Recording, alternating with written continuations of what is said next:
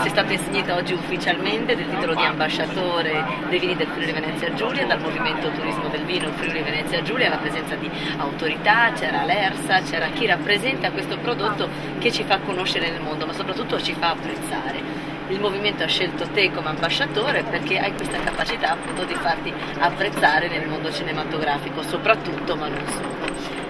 Si sposa bene questo connubio, che dici? Ma speriamo di sì, per quanto mi riguarda sì, benissimo. Io ho un meraviglioso rapporto col vino, soprattutto con quello friulano, perché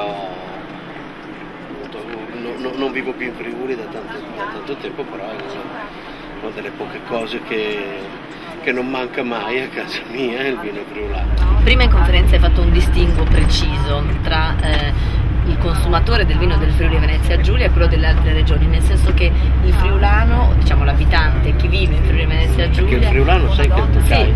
Sì, è un bevitore appunto abituale, che quindi sa precisamente quali sono le caratteristiche del buon vino. Sì, perché per noi il fatto quella del vino è proprio una forma di cultura che serve a veicolare la conoscenza del prossimo. Se tu vai a trovare una persona non ti offre un caffè a casa sua, ma ti offre un bicchiere di vino.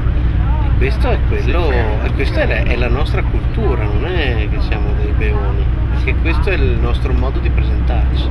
Bene, direi che a questo punto ci possiamo salutare, anticipiamo che sarai protagonista di un altro film, ma questa volta diverso rispetto agli altri, perché il regista è un ragazzo, perché è molto giovane, Friuli Venezia Giulia, appunto goriziano, Matteo Leotto, Pisontino, e il film sarà registrato nel nostro Friuli Venezia Giulia, però per questo dobbiamo aspettare ancora un po'.